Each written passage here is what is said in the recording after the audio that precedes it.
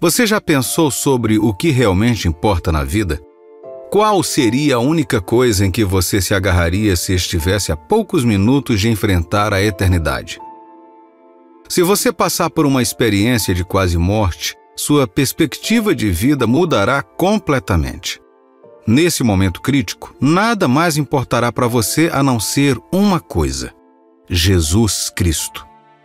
Diante da morte, você perceberá que em meio a todas as nossas buscas e conquistas mundanas, é o nosso relacionamento com Jesus, tornado possível pelo que Ele fez naquela cruz, que tem verdadeiro significado. Junte-se a mim enquanto nos aprofundamos nesta mensagem e descobrimos a verdade atemporal da cruz de Cristo, que tem o poder de salvar nossas almas e nos dar a certeza de vida após a morte. Esta é uma mensagem séria e Deus quer que você preste atenção. Não perca nenhuma palavra. Abra seu coração para receber isso agora. Você nunca sabe o que pode acontecer depois desse momento. Nas palavras profundas de Gálatas, capítulo 6, versículo 14, somos lembrados de que o nosso maior orgulho deveria estar na cruz de nosso Senhor Jesus Cristo. Está escrito: mas longe esteja de mim gloriar-me, senão na cruz de nosso Senhor Jesus Cristo, pela qual o mundo está crucificado para mim, e eu para o mundo. Quando confrontados com a perspectiva da eternidade, todas as buscas e ambições mundanas que consomem as nossas vidas se tornam insignificantes. Reflitamos um pouco sobre uma pessoa que vivencia o encontro com a morte, pois ela oferece um paralelo marcante com a nossa própria vida. Considere a reunião de negócios que esse homem havia cuidadosamente agendado para a semana que vem. Diante de sua morte iminente, à medida que sua vida passa diante dele, ela se torna uma reflexão tardia, irrelevante e distante. Perde o seu valor. A busca pela riqueza perde o controle de seus pensamentos e até mesmo sua paixão por seu time de futebol favorito é insignificante em comparação. Sua querida casa se torna um bem trivial e até mesmo seu dinheiro meticulosamente planejado fica em segundo plano. Meu amigo e minha amiga, este é um lembrete comovente de que as coisas que priorizamos incansavelmente, em última análise, não têm peso quando confrontadas com o eterno. Dinheiro, bens materiais e até mesmo nossas realizações mais queridas são insignificantes em comparação com a importância de onde passaremos a eternidade.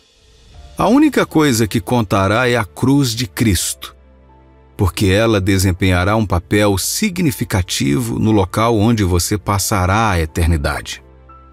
Levemos esta lição a sério, pois ela se aplica a cada um de nós. Não podemos negar a inevitabilidade da morte, pois ela chega para todos nós, um por um. E quando esse dia chegar, todas as atividades temporais e prioridades equivocadas às quais nos apegamos desaparecerão no ar. No fundo de nós mesmos, reconhecemos essa verdade. No entanto, apesar desta consciência, muitas vezes deixamos de priorizar o nosso relacionamento com Deus. Em nossa busca por sucesso, reconhecimento e conquistas mundanas, não percamos de vista o eterno. Deixemos que a revelação deste vídeo seja um alerta, nos incitando a reconsiderar os nossos valores e a recalibrar as nossas prioridades. Contemplar os mistérios da vida após a morte levanta questões profundas. O que acontecerá quando nossa jornada terrena terminar? O que está além do limiar quando morremos? Existe um reino chamado purgatório ou simplesmente dormimos até o prometido dia da ressurreição?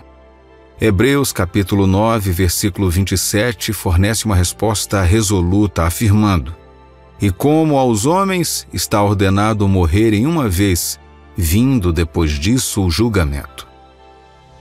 A palavra de Deus rejeita a noção de purgatório. Em vez disso, ela diz que um julgamento divino nos aguarda após a nossa existência terrena. Uma vez que compreendamos a certeza deste julgamento iminente, nossas vidas serão transformadas para sempre.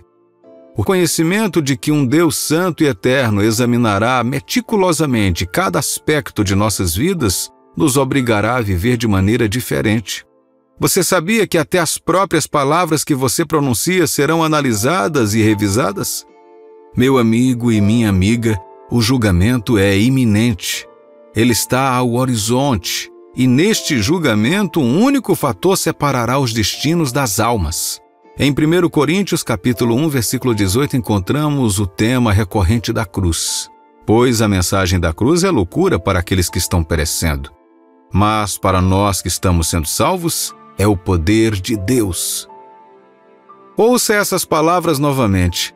A pregação da cruz, que é a cruz de Jesus, pode parecer loucura para aqueles que estão perecendo, mas para nós que somos salvos, é o poder de Deus.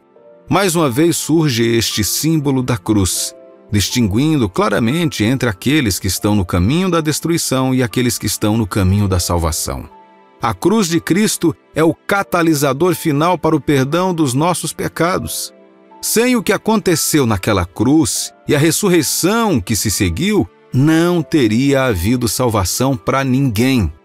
Em Gálatas 6, a declaração enfática do apóstolo Paulo, "Mas longe esteja de mim gloriar-me", ressoa como uma diretriz para ancorar nosso orgulho somente em Cristo. Ele nos convida a fixar o olhar em Jesus, a olhar para a cruz e a depositar a nossa confiança no autor e consumador da nossa fé. A cruz permanece como um farol de esperança, um lembrete do amor e do sacrifício incomensuráveis que garantiram a nossa redenção. Na nossa vida diária encontramos inúmeras distrações e tentações que nos afastam do profundo significado da cruz. Somos seduzidos pelo fascínio das realizações mundanas, consumidos pela busca de ganhos pessoais e fascinados pelos prazeres transitórios desta existência temporal. No entanto, diante da eternidade, essas atividades são insignificantes em comparação com o peso eterno da cruz. A cruz se torna o ponto focal que distingue entre aqueles que perecem e aqueles que são salvos, servindo como eixo para o perdão dos pecados.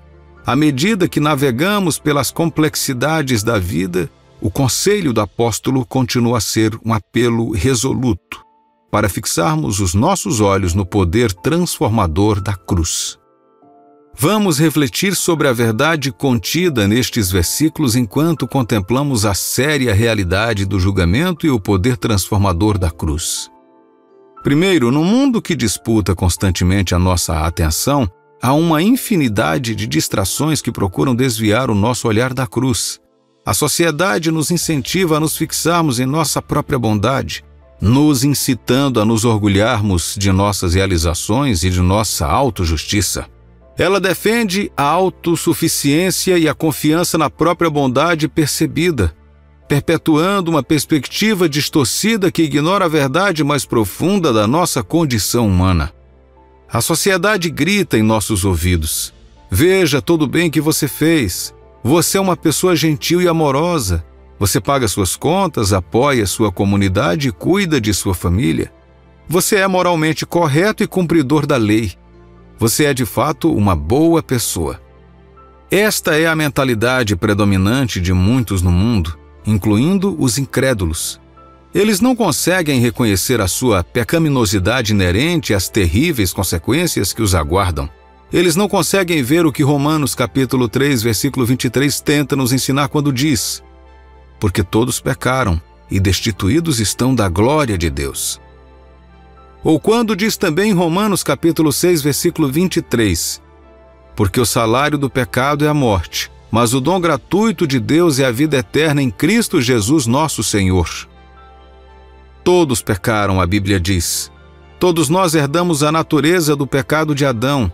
Quando Adão pecou, todos nós pecamos. No entanto, o diabo engana as pessoas, dando a elas uma falsa percepção para mantê-las presas fora da salvação até que morram e se percam para sempre. A sua compreensão do pecado está limitada a crimes e transgressões hediondas. Mas a mensagem do Evangelho desafia esta cosmovisão, apontando o dedo acusatório para cada um de nós, declarando que todos nós carecemos da glória do Todo-Poderoso. O Evangelho transmite uma mensagem direta e contundente, uma verdade perturbadora de que todo indivíduo, independentemente da adesão social ou das virtudes pessoais, é um pecador diante de um Deus santo. As pessoas recuam diante de uma avaliação tão inabalável de sua posição moral. Elas sempre rejeitam veementemente a noção de serem rotulados como pecadores, se apegando, em vez disso, à ilusão de sua própria bondade.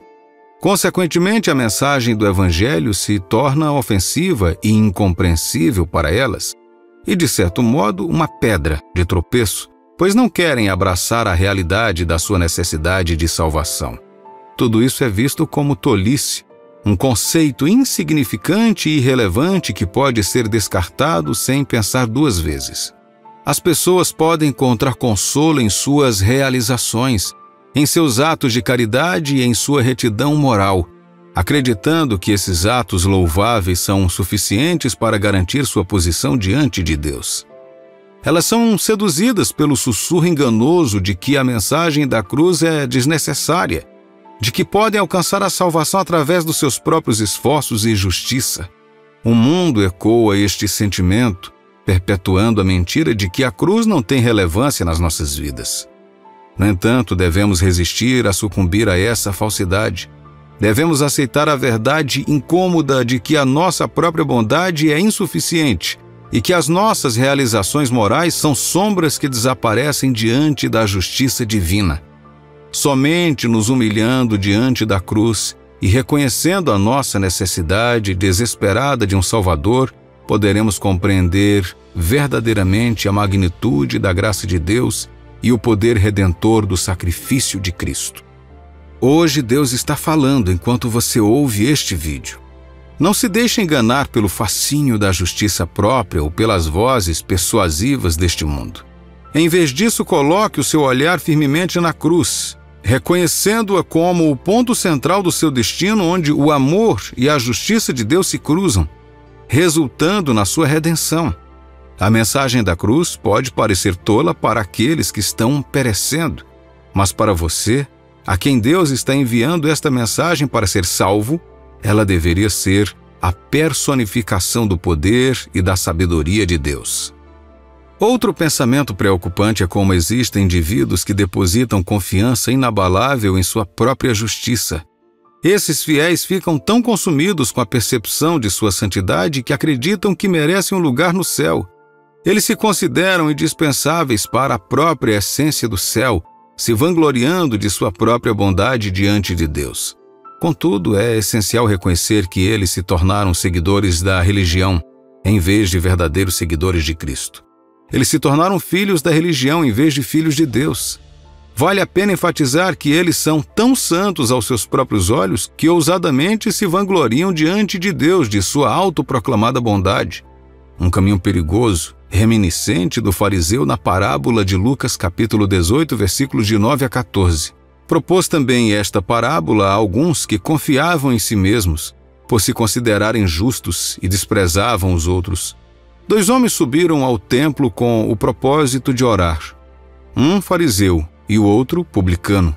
O fariseu, posto em pé, orava de si para si mesmo, desta forma: Ó Deus, graças te dou porque não sou como os demais homens, roubadores, injustos e adúlteros, nem ainda como este publicano. Jejuo 2 vezes por semana e dou o dízimo de tudo quanto ganho. O publicano, estando em pé, longe, não ousava nem ainda levantar os olhos ao céu, mas batia no peito dizendo: Ó Deus, sê propício a mim, pecador. Digo-vos que este desceu justificado para a sua casa, e não aquele, porque tudo o que se exalta será humilhado, mas o que se humilha será exaltado. Você consegue imaginar ter a audácia de entrar na presença de Deus e se gabar de sua própria bondade? O orgulho e a autoimportância do fariseu levaram a dar um sermão a Deus sobre sua própria justiça. No entanto, o apóstolo Paulo nos lembra que a única coisa de que realmente podemos nos orgulhar é em Cristo. O apóstolo Paulo foi cativado pela pessoa de Jesus Cristo e reconheceu quem é Cristo e o que ele fez por nós.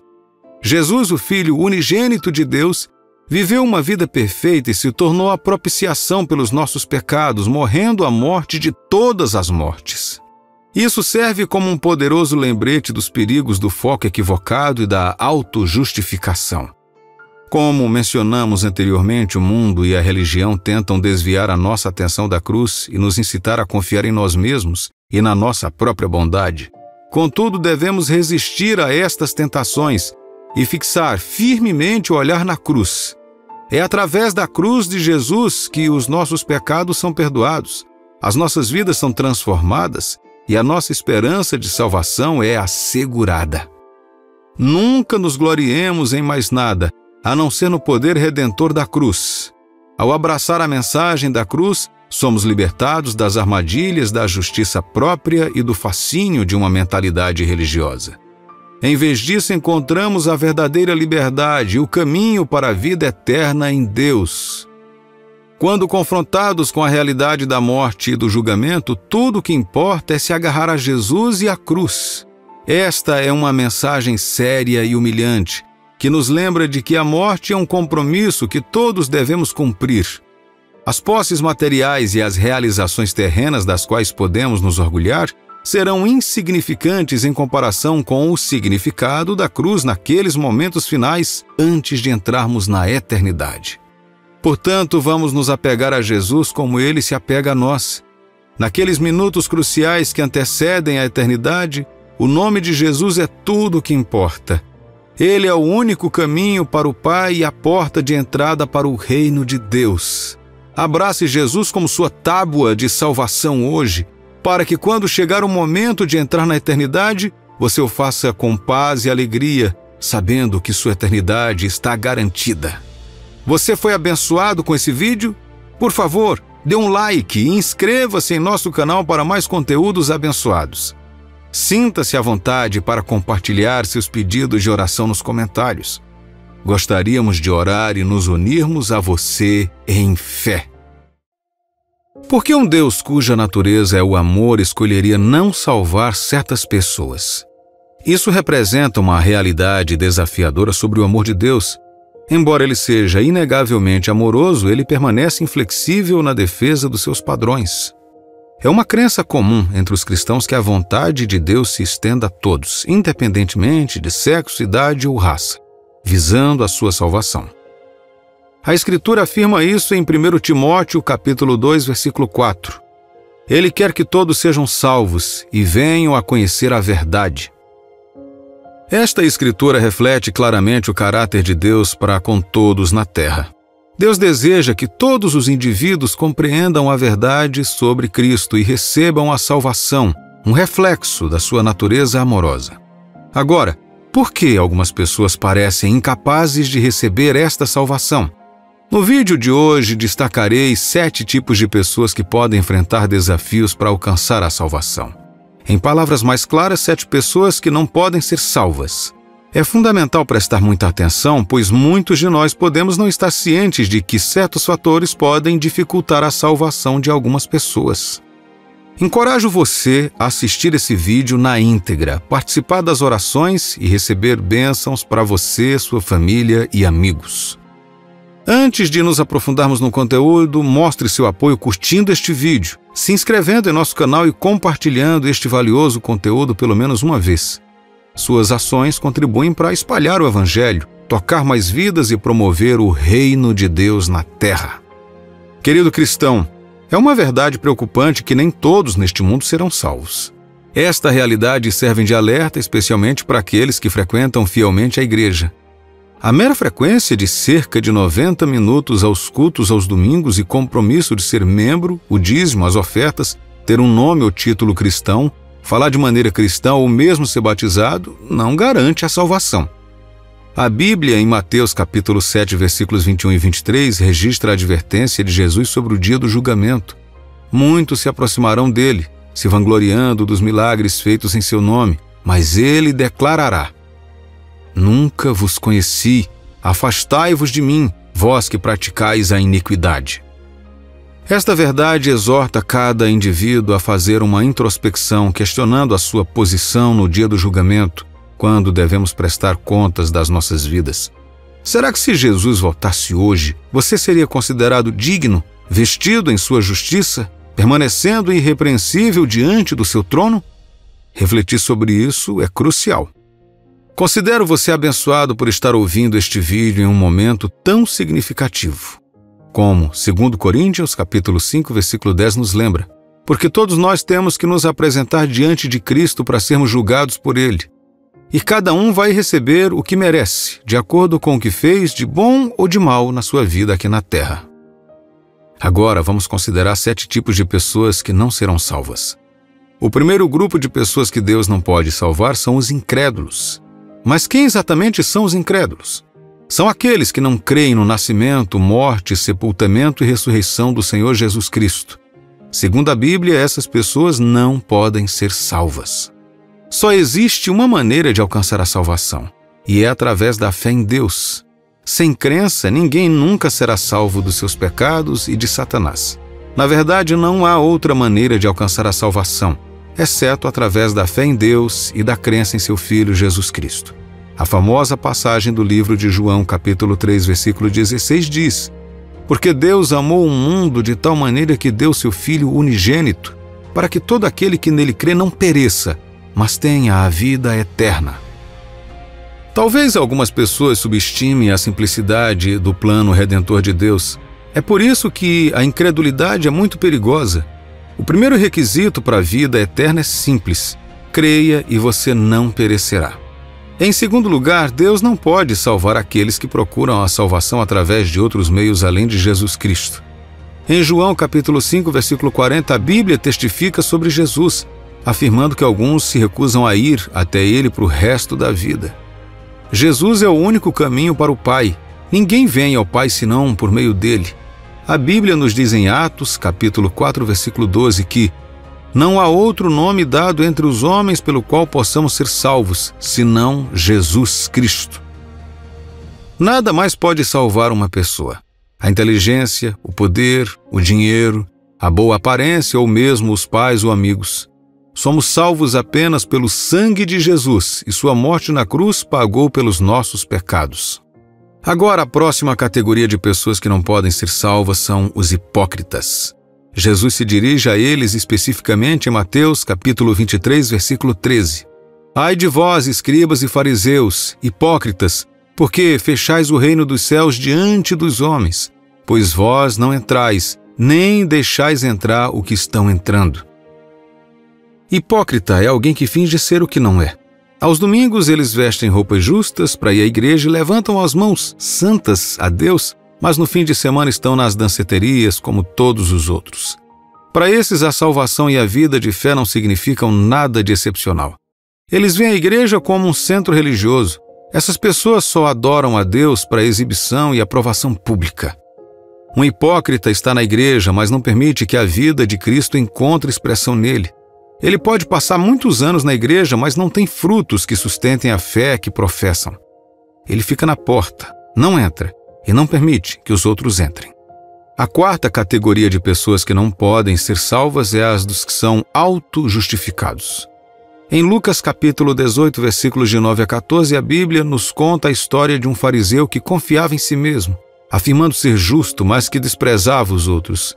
O fariseu acreditava que era puro de coração e melhor que o publicano que estava orando ao seu lado. Curiosamente, Jesus disse que o cobrador de impostos, que não conseguia levantar os olhos por causa da culpa do pecado, mas batia no peito e pedia misericórdia a Deus, foi aquele que desceu para sua casa justificado e feliz. A Bíblia nos alertou para não confiarmos em nós mesmos, mas confiarmos em Deus de todo o coração. Ouça o que a Bíblia diz sobre a autojustiça em Efésios capítulo 2, versículos de 8 a 9. Porque pela graça sois salvos, mediante a fé, e isto não vem de vós, é dom de Deus, não de obras para que ninguém se glorie. Os fariseus não se submetem verdadeiramente à justiça de Deus. Em vez disso, eles criaram para si mesmos o que é a justiça e o caminho para alcançá-la. Inverteram o padrão de justiça de Deus para se adequarem a si próprios e às suas ambições egoístas. A quinta categoria é o do apóstata, ou seja, aquele que traiu sua fé em Deus. Em 2 Pedro, capítulo 2, versículos 20 a 22, a Bíblia nos fala claramente sobre o apóstata, afirmando: Portanto, se depois de terem escapado das contaminações do mundo mediante o conhecimento do Senhor e Salvador Jesus Cristo, Se deixarem enredar de novo e são vencidos, tornou-se o seu último estado pior que o primeiro, pois melhor lhes fora nunca tivessem conhecido o caminho da justiça do que, após conhecê-lo, volverem para trás, apartando-se do santo mandamento que lhes fora dado. A Bíblia pinta claramente um retrato daqueles que, por uma razão ou outra, se tornam religiosos e deixam para trás as suas antigas práticas corruptas e imorais. Mas logo sua verdadeira natureza aparece e eles retornam para o seu velho estilo de vida. Além disso, um porco lavado ainda será um porco e nada mais. São pessoas que acompanham o processo e os rudimentos das crenças cristãs, como o batismo, a comunhão e a frequência à igreja, mas depois de um tempo seu verdadeiro eu é revelado. Elas voltam para um mundo em sua luxúria e prazer, voltam e encontram conforto nas coisas que antes abandonaram porque, na verdade, nunca se converteram de verdade. A próxima categoria de pessoas que a Bíblia nos diz claramente que não podem ser salvas são os blasfemadores. Jesus falou sobre essas pessoas no livro de Mateus capítulo 12, versículos 31 e 32. Por isso vos declaro, todo pecado e blasfêmia serão perdoados aos homens, mas a blasfêmia contra o Espírito não será perdoada. Se alguém proferir alguma palavra contra o Filho do Homem, ser-lhe-á isso perdoado. Mas se alguém falar contra o Espírito Santo, não lhe será isso perdoado, nem neste mundo, nem no porvir. Algumas pessoas blasfemam contra Deus simplesmente zombando e menosprezando a manifestação do Espírito Santo. Este é o pecado imperdoável. Você deve ter muito cuidado com o que diz sobre o Espírito Santo, porque a blasfêmia contra ele não pode ser perdoada. Cuidado com piadas, associações ou grupos de pessoas que falam menos sobre o mover do Espírito de Deus de alguma forma. Essas pessoas podem estar atraindo você para cometer o pecado imperdoável. O último grupo de pessoas que não pode ser salvas são os mortos. Muitas pessoas recorreram a pastores e líderes religiosos e solicitaram orações durante o enterro de um ente querido. Curiosamente, nenhuma oração pode ser feita pelos mortos. Uma pessoa só pode ser salva em vida. Após a morte, a salvação é totalmente impossível. A ideia do purgatório é falsa e não vem da verdade da palavra de Deus. A salvação só é possível quando há vida. É por isso que é importante entregar sua vida a Jesus. Meu amigo e minha amiga, espero que agora você possa ver que algumas pessoas podem não ser salvas. Isso não acontece porque falta amor a Deus, mas porque Ele não pode comprometer seu padrão de justiça para salvar alguém. A maior concessão ocorreu quando Deus enviou seu Filho para morrer por nós na cruz do Calvário, mesmo quando ainda éramos pecadores. Depois disso, se alguém decidir não crer, Deus não estará disposto a comprometer seu padrão por ninguém novamente. Concluindo, já aceitou Jesus como seu Senhor e Salvador? Se não, este é o momento certo para fazer isso. Agora vamos tirar um momento para orar. Repita comigo. Senhor Deus e Pai, oro em nome de Jesus para agradecer por tirar meu pecado e me curar através da morte de seu Filho Jesus. Eu creio que Jesus morreu e ressuscitou no terceiro dia para minha justificação. Hoje eu te aceito como meu Senhor e Salvador. Entre em meu coração e seja meu Senhor. Em nome de Jesus, eu oro. Vamos agora orar juntos em uma só fé. Precioso Pai da vida, nós te agradecemos pela salvação de nossas almas. Obrigado por nos salvar de nós mesmos, do pecado e da morte. Reconhecemos que é pela graça que somos salvos e não pelas obras ou por qualquer coisa de bom que tenhamos feito ou que possamos fazer. Somos verdadeiramente gratos pelo seu amor, Jesus. Obrigado por pagar a dívida dos nossos pecados, mesmo quando éramos seus inimigos. Pedimos a graça de viver só para ti todos os dias de nossas vidas. Oramos por aqueles que ainda não receberam Jesus como Senhor de suas vidas. Que o Senhor os alcance e os encontre em nome de Jesus. Oramos por aqueles que precisam urgentemente de salvação neste momento, para que o Espírito Santo ministre aos seus corações e eles vejam a necessidade de aceitar Jesus. Oramos também pelos missionários e por todos os envolvidos no mundo da conquista de almas e do evangelismo. Abençoe eles e dê a eles a coragem e a graça para continuar espalhando a mensagem do Evangelho globalmente em nome de Jesus.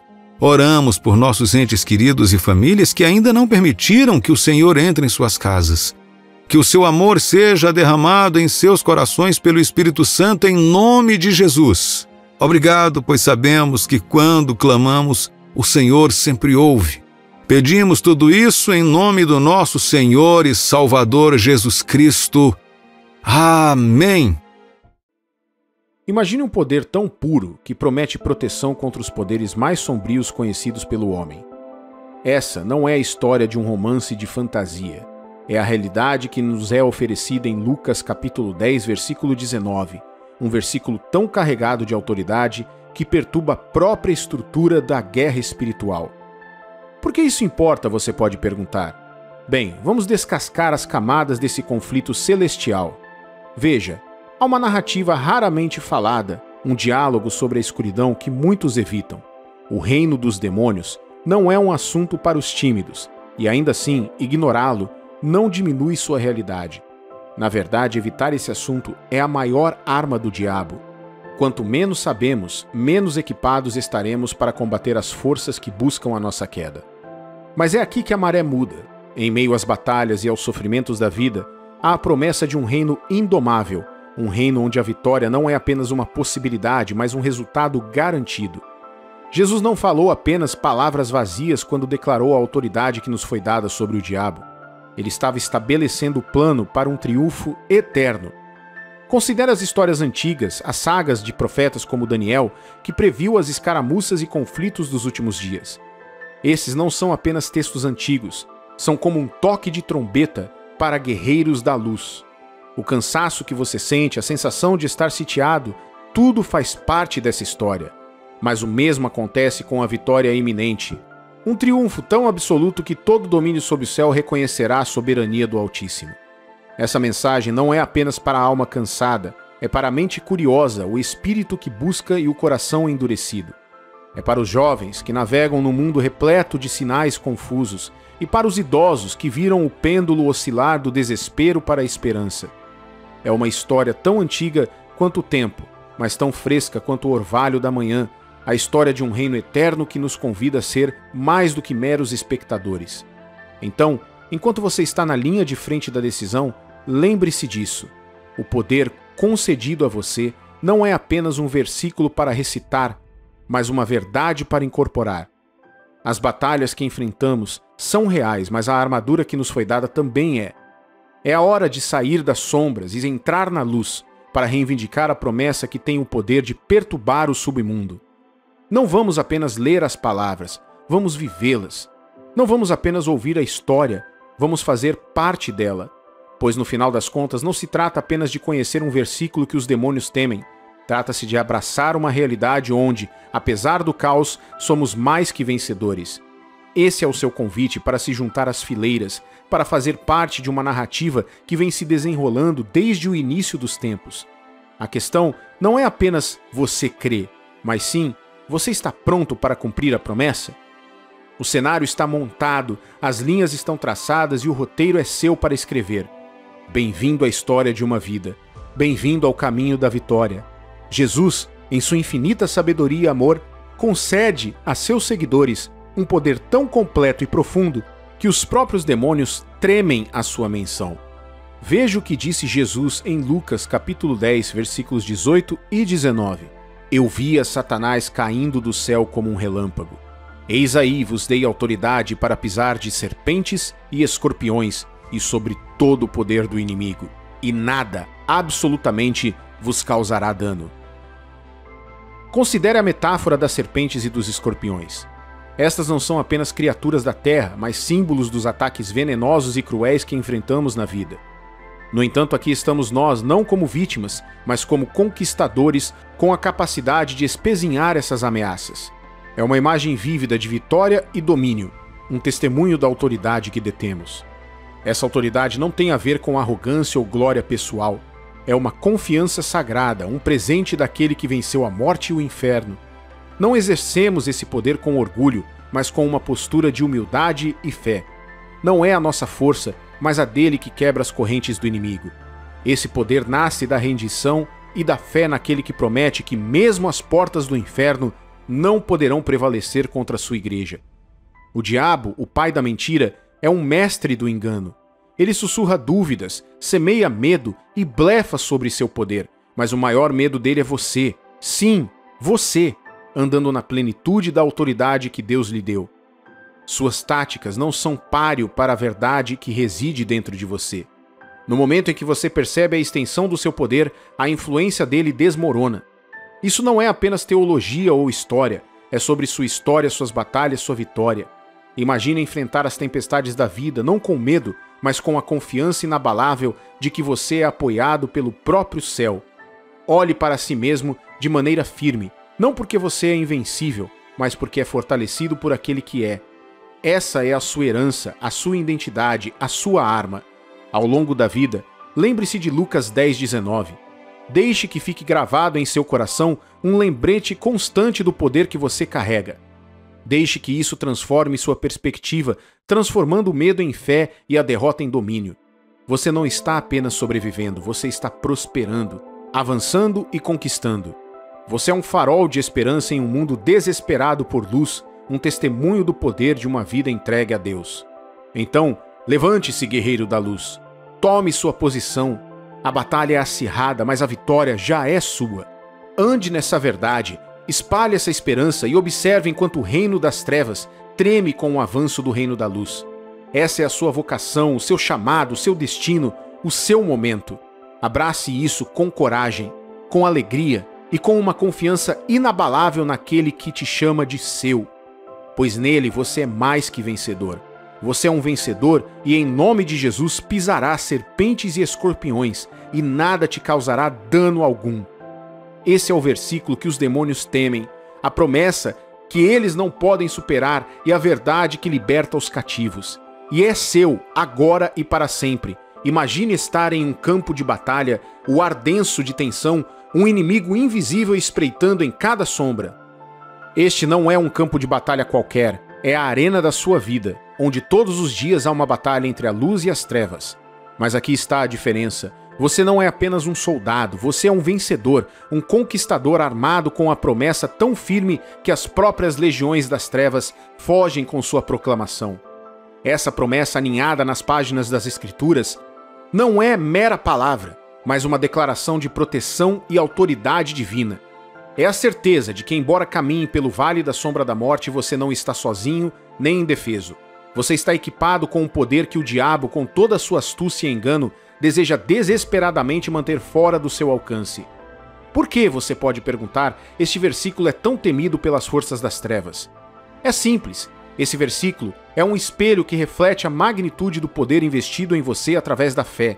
É um lembrete de que você não é um mero espectador nessa batalha cósmica, mas um participante ativo, vestido com a armadura de Deus, empunhando a espada do Espírito com a autoridade do próprio Jesus. O maior medo do diabo é você despertar para a realidade da sua posição em Deus, elevada, fortalecida e eterna. Veja, no momento em que Adão abandonou seu domínio, o caos reivindicou seu reinado. Mas então veio Jesus, o divisor de águas, o reversor da maldição que através do seu sacrifício final não apenas destronou o príncipe desse mundo, mas também restaurou para nós o nosso lugar de direito, sentado com ele nos lugares celestiais, muito acima de todos os principados e poderes. Não se trata apenas de vencer conflitos, mas de compreender que a batalha final já foi vencida.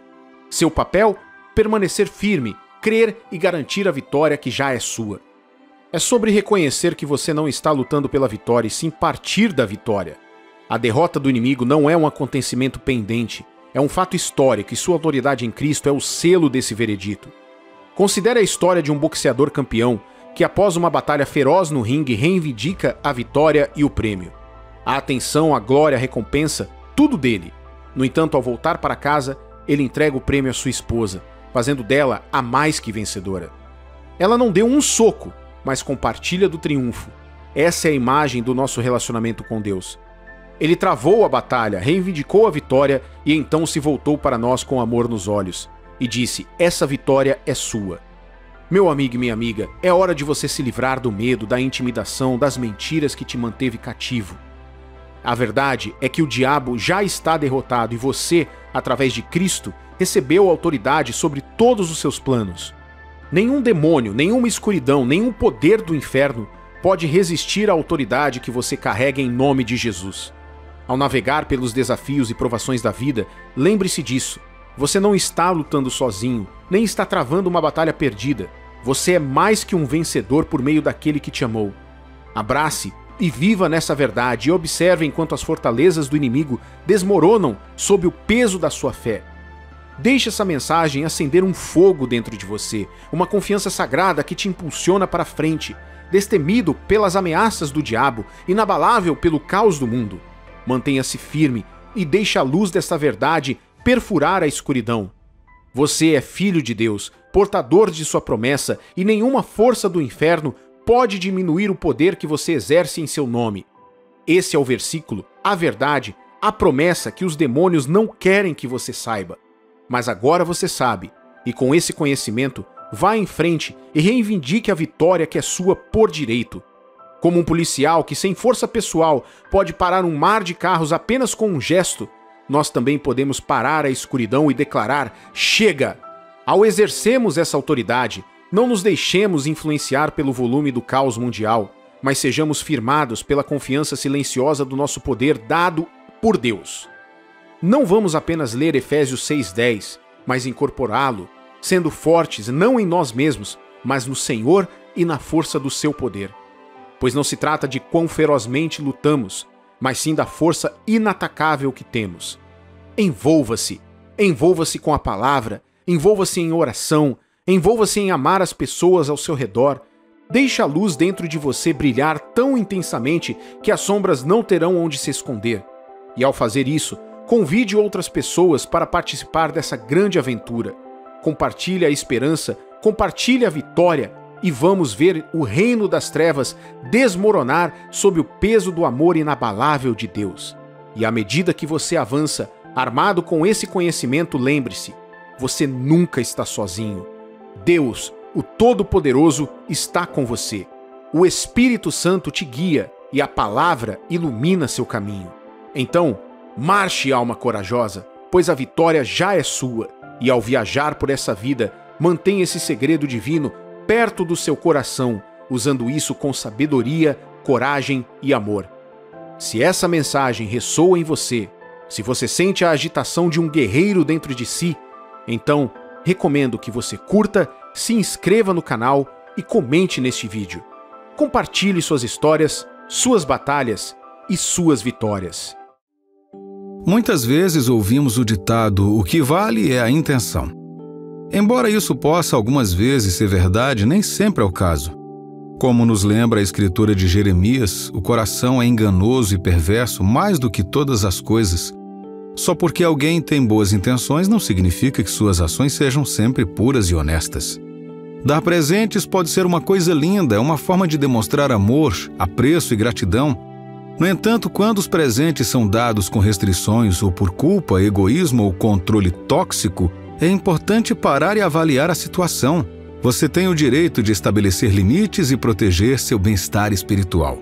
Segundo Samuel, capítulo 22, versículos 3 e 4, o Deus da minha força, em quem confiarei, meu escudo e o poder da minha salvação, minha fortaleza e meu refúgio, meu Salvador. Você me salva da violência. Invocarei o Senhor, que é digno de ser louvado.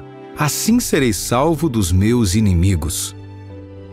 Pode ser um desafio dizer não a um presente, especialmente quando ele é dado por alguém de quem você gosta ou durante as festas de fim de ano.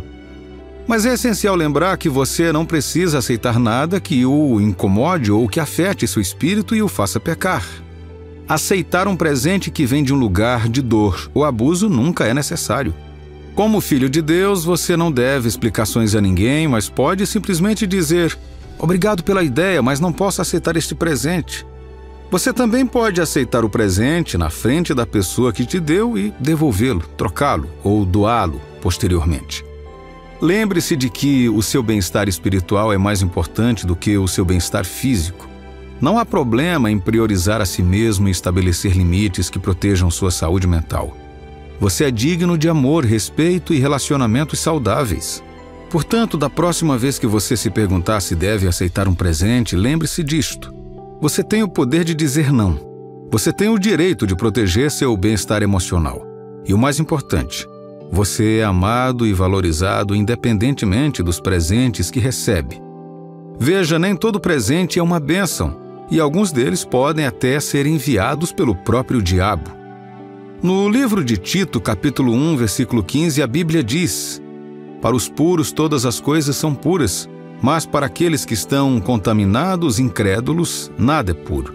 Mas tanto a sua mente como a sua consciência estão contaminadas. Você pode pensar que aceitar um presente é apenas educação, mesmo que não pareça certo. Mas a verdade é que aceitar presentes que vêm de um lugar sombrio pode fazer mais mal do que bem. É como adicionar sal a uma ferida profunda e alimentar energeticamente o presenteador com mais controle sobre sua vida. Deixe-me dar um exemplo para ilustrar meu ponto. Ouvi a história de um homem que viajou com amigos e eles conheceram um morador local que lhes deu lembranças. Mas sabiam eles que esses itens faziam parte de uma prática cerimonial de natureza maligna e ocultista. Quando o homem trouxe esses enfeites para sua casa, coisas estranhas começaram a acontecer. Ele, sem saber, abriu uma porta espiritual para o diabo entrar direto em sua casa. Ele se sentiu oprimido e passou por todo tipo de coisas que não vinham do Senhor. Ele havia se tornado espiritualmente vulnerável devido à sua falta de conhecimento e vigilância. Mas com a ajuda do seu pai e pastor, eles descobriram a raiz do problema e agiram para queimar os itens. A moral da história é que precisamos estar atentos aos presentes que aceitamos e à fonte de onde eles vêm. Só porque alguém nos dá um presente não significa que temos que aceitá-lo se não parecer certo. Devemos sempre buscar a orientação do Espírito Santo e discernir a fonte do presente. Precisamos lembrar que temos o poder e a autoridade para dizer não a qualquer coisa que não esteja alinhada com a vontade de Deus para as nossas vidas. Não tenha medo de se defender e mantenha-se protegido de futuras manipulações e toxicidade. Por isso, meus queridos irmãos e irmãs, encorajo vocês a serem vigilantes e criteriosos em todos os aspectos da sua vida, especialmente quando se trata de aceitar presentes.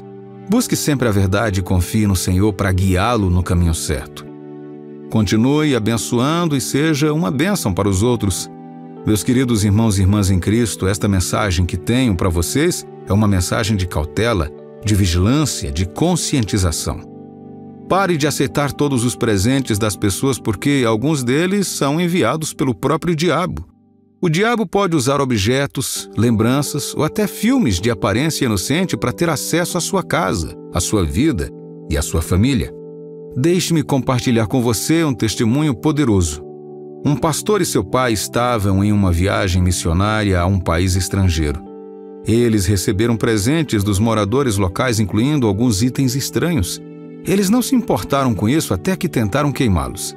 Esses itens não queimavam, não importando quanto combustível acrescentassem. Foi somente através do poder da oração, do sangue de Jesus e do falar da palavra de Deus que esses objetos foram destruídos. Esta história ilustra a importância do conhecimento. A Bíblia nos diz que o povo perece por falta de conhecimento. Não devemos ignorar as táticas, os seus esquemas e os enganos do diabo. Devemos estar vigilantes como um soldado de guarda, atentos a qualquer sinal de perigo. Devemos também estar conscientes do poder de nossas casas. Como cristãos, o nosso lar deve ser um santuário, um lugar santo, onde o nome, a presença e a palavra de Deus estejam sempre presentes. Devemos gravar estes mandamentos em nossos corações e ensiná-los aos nossos filhos. Devemos falar sobre eles quando estamos em casa, quando caminhamos pela estrada, quando nos deitamos e quando nos levantamos. Devemos tomá-los como símbolos em nossas mãos e fixá-los em nossas mentes. Devemos escrevê-las nos batentes das portas de nossas casas e em nossos corações. Então, meu amigo e minha amiga, tome cuidado com o que você aceita dos outros. Esteja atento aos objetos, às lembranças e aos filmes que você leva para casa. Não se deixe enganar pelo disfarce do diabo. Em vez disso, vista toda a armadura de Deus e permaneça firme contra seus ataques.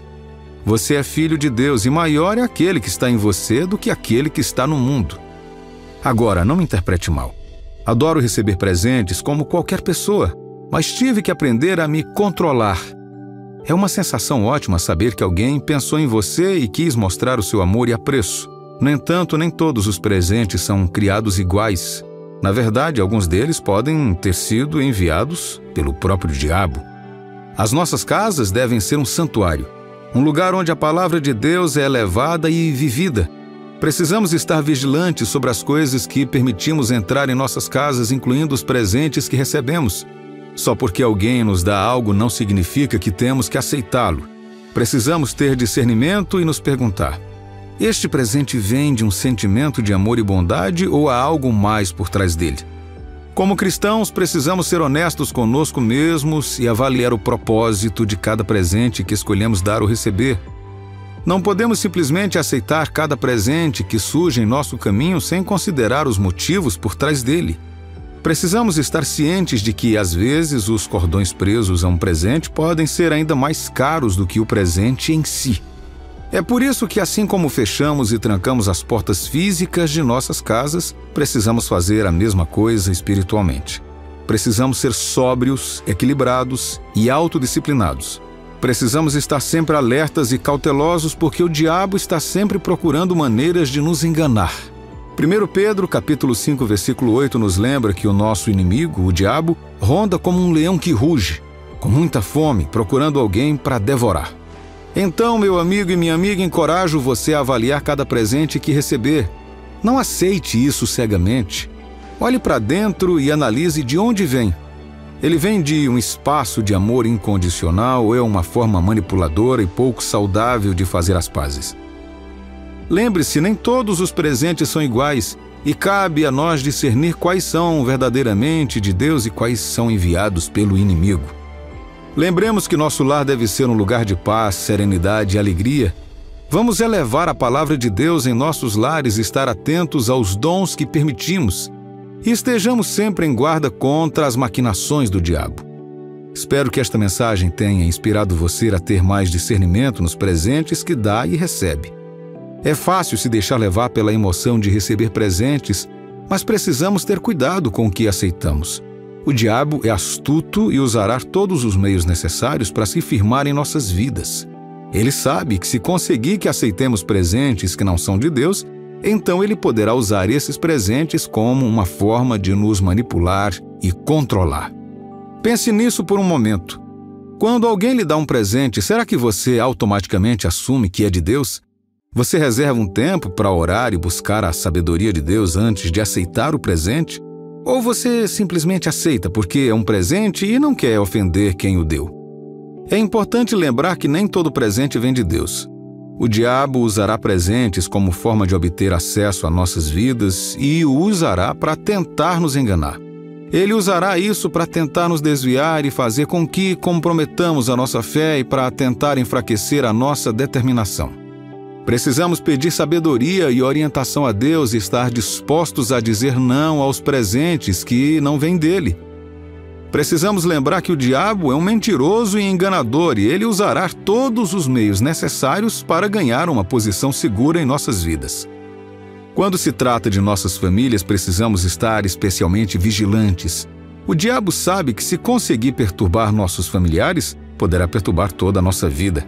Ele usará todos os meios necessários para dividir e conquistar as nossas famílias. Ele usará presentes como uma forma de tentar obter acesso a nossas casas e os usará para tentar nos manipular e controlar. Mas a Bíblia diz em 1 Coríntios, capítulo 10, versículo 13: Não vos sobreveio nenhuma tentação que não fosse comum ao homem. Deus é fiel e não permitirá que vocês sejam tentados além da sua capacidade, mas com a tentação ele também fornecerá o escape para que vocês possam suportá-la. Precisamos permanecer firmes contra as maquinações do diabo e estar dispostos a dizer não aos presentes que não vêm de Deus. Precisamos orar pelas nossas famílias e pedir a Deus que nos proteja dos ataques do diabo. Lembre-se de que nem todo presente vem de Deus. O diabo é astuto e usará os presentes como forma de tentar obter acesso às nossas vidas. Precisamos ter discernimento sobre o que aceitamos e estar dispostos a dizer não aos que não vêm de Deus. Vamos permanecer firmes contra os esquemas do diabo e manter as nossas famílias fortes e intactas. E se eu lhe dissesse que cada escolha que fazemos na vida tem um impacto? Esses resultados podem ser positivos ou negativos. Independentemente do resultado, é crucial reconhecer que as nossas escolhas podem ir além de nós mesmos e afetar as pessoas nas nossas vidas, tanto agora como no futuro. Por isso, é importante estarmos atentos às decisões que tomamos. Nesse vídeo, quero compartilhar com você uma história surpreendente da Bíblia encontrada no livro de Juízes, capítulo 19. É uma história que irá realmente te surpreender e talvez você não esperava encontrá-la na Bíblia.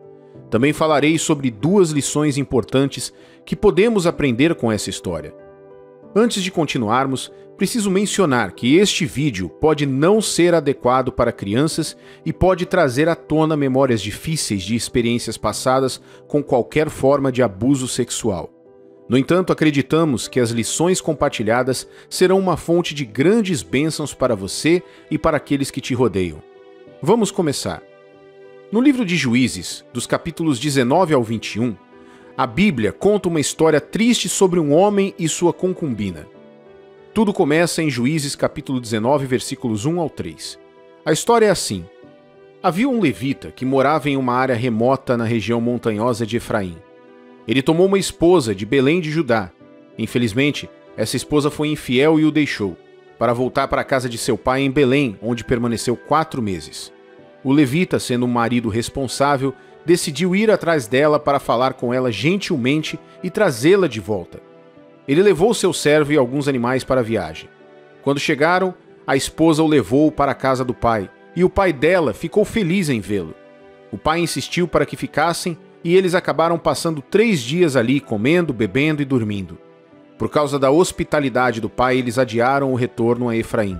Tentaram ir embora algumas vezes, mas o pai da menina os convenceu a ficar mais uma noite. Porém, num determinado dia, o levita decidiu partir e respeitosamente informou ao pai que eles tinham que voltar e não ficariam mais. Então, embora já fosse tarde para tal viagem, eles partiram. Depois de partirem, chegaram perto de Jerusalém e já era tarde. O servo sugeriu ao levita: "Vamos para essa cidade dos jebuseus para passarmos a noite lá." Mas o levita recusou, dizendo: "Não ficaremos numa cidade de estrangeiros que não sejam israelitas. Iremos para Gibeá." Então eles continuaram a viagem, passaram por Jerusalém e chegaram a Gibeá, cidade pertencente a Benjamim, tarde da noite. Eles tentaram encontrar um lugar para ficar, mas ninguém os acolheu porque eram estranhos. O levita e a sua esposa, o servo e os jumentos acabaram ficando na rua. Então um homem idoso que era da região montanhosa de Efraim e morava temporariamente em Gibeá, onde todos os habitantes locais eram benjamitas, voltou do seu dia de trabalho no campo. Ao ver os viajantes na rua, perguntou a eles para onde iam e de onde eram. O levita explicou que eles estavam viajando de Belém para a região montanhosa de Efraim, mas por serem estrangeiros, ninguém lhes ofereceu um lugar para passar a noite. O velho homem então convidou para passar a noite com ele, garantindo a eles que cuidaria de todas as suas necessidades, insistindo que não passassem a noite na rua. Então a história toma um rumo dramático. Juízes, capítulo 19, versículo 22, relata: "Eis que os homens daquela cidade, filhos de Belial, cercaram a casa, batendo a porta, e falaram ao velho senhor da casa, dizendo: Traze para fora o homem que entrou em tua casa, para que abusemos dele." É uma reviravolta surpreendente e preocupante, não é? O velho homem foi até eles e implorou: "Não, irmãos meus, não façais semelhante mal, já que o homem está na minha casa, não façais tal loucura. Minha filha virgem e a esposa dele trarei para fora, humilhai-as e fazei delas o que melhor vos agrade, porém a este homem não façais semelhante loucura." Infelizmente os homens não deram ouvidos ao velho. Ele então pegou a esposa do homem viajante e a trouxe a eles. Eles abusaram dela a noite toda até de manhã, e quando amanheceu, eles a deixaram ir. Ela então desabou na porta da casa do homem onde seu mestre estava até amanhecer. Quando o levita acordou e abriu as portas para sair, encontrou sua esposa caída à porta, morta. Ele tentou acordá-la, mas ela não respondeu. Então, ele a colocou em um burro e continuou sua jornada. Ao chegar em casa em Efraim, o levita fez uma coisa chocante. Ele pegou uma faca, cortou sua esposa em 12 pedaços, junto com os ossos dela, e enviou os pedaços para todos os territórios de Israel. Todos que viram isso disseram: nunca tal se fez, nem se viu desde o dia em que os filhos de Israel subiram da terra do Egito até o dia de hoje. O levita também escreveu cartas a todas as 12 tribos de Israel explicando o que havia acontecido com ele em Gibeá. Surpreendentemente, os benjamitas negaram, alegando que nada disso havia acontecido, e até defenderam as terríveis ações de seus companheiros de tribo. Agora, vamos fazer uma pausa e refletir sobre algumas lições importantes dessa história. Considere as primeiras palavras do versículo 1 do capítulo 19 de Juízes, que diz: naqueles dias em que não havia rei em Israel. A história nos ensina que a ilegalidade e a impiedade são as causas profundas do mal no mundo de hoje. Quando as pessoas acreditam que podem fazer tudo o que acham certo, sem considerar as leis morais, isso leva ao caos. A questão principal nessa história não é a ausência de um rei em Israel, mas sim a negligência da nação em relação às leis dadas por Deus. A sua falha em implementar e fazer cumprir essas leis resultou na sua falta de piedade. Uma sociedade sem Deus sempre levará à ilegalidade, o que é perigoso para todos. Muitas pessoas hoje querem viver sem considerar Deus, acreditando que Deus pode restringir essas pessoas da sua liberdade. No entanto, essa mentalidade só leva à ilegalidade. A procura da liberdade muitas vezes tem um preço, e a procura da liberdade sem limites morais pode resultar num mundo sem Deus e sem lei. As leis de Deus são para nos proteger e nos guiar, e não são pesadas para aqueles que estão dispostos a obedecê-las. À medida que uma sociedade se distancia de Deus, o tecido moral começa a se desfazer e a ilegalidade e o comportamento antiético se tornam mais prevalecentes. A situação de Israel, onde não havia um rei, e todos faziam o que acreditavam ser direito de fazer e enfrentavam as consequências, serve como um exemplo crucial de que negligenciar as leis dadas por Deus não pode ser justificado. A violação dos mandamentos fundamentais pelos homens de Gibeá, tais como aqueles contra o adultério e a cobiça, ilustra as terríveis consequências de desconsiderar os princípios morais. Quando uma sociedade não consegue manter uma distinção clara entre o bem e o mal, as repercussões disso passam de geração em geração. A bússola moral prevalecente se torna distorcida, pois se baseia nas definições e ações das gerações anteriores. Isso perpetua um ciclo em que a compreensão da moralidade se torna cada vez mais comprometida, levando a uma sociedade repleta de desafios éticos e ambiguidade moral. Por que estou dizendo isso? Porque se não tomarmos hoje a posição de chamar o mal de mal, a geração depois de nós verá o mal como bem. Os acontecimentos nos capítulos 19 a 21 de Juízes retratam uma nação que gradualmente se afasta de Deus. Da mesma forma, no nosso tempo, há um desvio gradual dos caminhos de Deus, com comportamentos como a pornografia e a nudez a se tornarem normalizados, levando ao aumento dos casos de agressão sexual. O pecado tem consequências e o aspecto mais preocupante é que não podemos controlar as repercussões do pecado. Isso nos leva à segunda lição. A segunda lição dessa história é que o pecado tem consequências graves. A história não termina no capítulo 19, mas nos capítulos 20 e 21 no livro de Juízes. As ações de algumas pessoas em Gibeá levaram a uma guerra entre as outras 11 tribos e a tribo de Benjamim. É importante notar que nem todo o povo de Gibeá foi responsável por aquele ato de atrocidade, mas as consequências se estenderam além de Gibeá para afetar Benjamim e toda a nação de Israel. Essa guerra civil resultou na morte de mais de 65 mil pessoas somente da tribo de Benjamim. Gibeá e outras cidades foram destruídas e a população sofreu grandes perdas, quase levando à destruição de uma tribo inteira. Defender o mal e a maldade tem um grande custo, pois aqueles que defendem tal comportamento partilham a culpa e podem enfrentar a retribuição divina. As consequências do pecado nunca devem ser subestimadas. Devido aos atos hediondos em Gibeá, a tribo de Benjamim ficou com apenas 600 homens em Israel. As demais tribos, preocupadas com o futuro de Benjamim, buscaram uma solução, pois haviam jurado não dar suas filhas à tribo de Benjamim. Descobriram que os homens de Jabes de Gileade não tinham participado na guerra. Por isso, enviaram 12 mil homens para a guerra contra Jabes de Gileade e deram 400 virgens aos benjamitas sobreviventes. Porém, isso ainda não era suficiente, pois havia 600 homens e precisavam de mais esposas. O povo ficou angustiado por causa de Benjamim e elaborou um plano para que os homens daquela tribo conseguissem esposas para si durante uma festa em Siló. Essa situação desesperadora demonstra as consequências de longo alcance do pecado e até onde as pessoas estão dispostas a ir para lidar com as suas consequências. Esse é o problema do pecado. Você só conhece o começo, mas não pode determinar o fim. A natureza do pecado é tal que as suas consequências são imprevisíveis e de longo alcance. Muitas pessoas que hoje lutam contra hábitos não começaram com esses hábitos. Elas provavelmente começaram com algo sutil e leve, apenas para se verem presos em padrões destrutivos.